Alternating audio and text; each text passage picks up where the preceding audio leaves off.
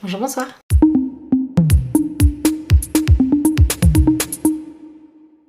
J'espère que vous allez bien. Bienvenue sur ma chaîne Cindy Beta.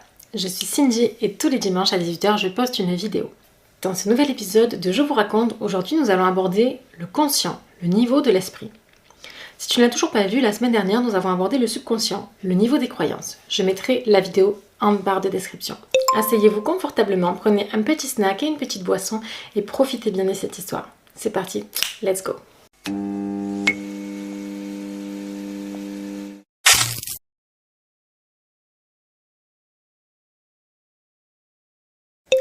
Alors le conscient, qu'est-ce que c'est? Il se situe au-dessus du seuil du subconscient.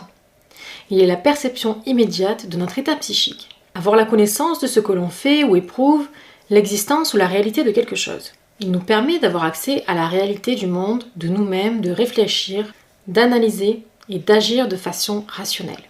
Le conscient est un phénomène complexe qui émerge de l'interaction entre plusieurs régions et processus cérébraux.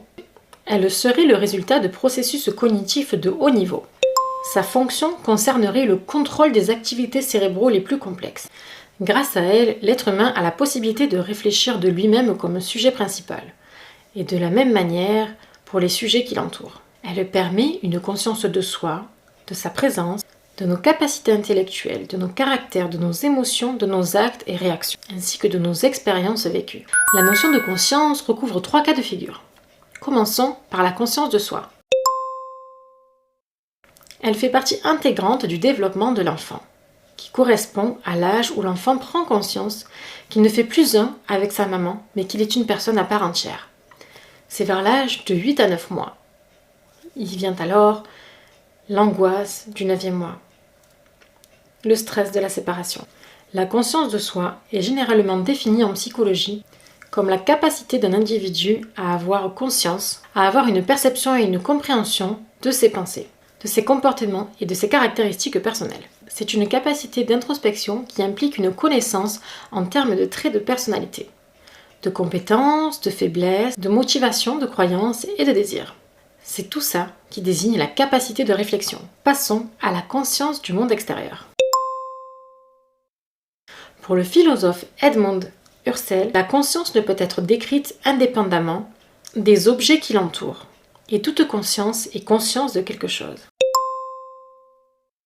Agir positivement en communauté, faire preuve d'écoute et développer notre sens de l'attention est primordial pour développer notre conscience du monde. L'empathie est la faculté qui nous permet de nous mettre à la place de quelqu'un d'autre, de percevoir ce qu'il ressent en pleine conscience. Elle est définie comme la capacité à se rapprocher des objets du monde. Nous passons enfin à la conscience morale. C'est une jauge interne qui permet à l'être humain de jauger entre le bien et le mal, de statuer ce qui est bien et ce qui est mal. Nous devons prendre en considération les points de vue des autres avant d'agir. Nous sommes capables d'évaluer les conséquences de nos actes sur les autres et de comprendre si ce qu'elle fait ou ce que nous faisons est bien ou mal. Afin de développer votre conscience, voici quelques astuces. Évaluez votre niveau d'écoute. Apprenez à recevoir la critique et à l'accepter de façon constructive.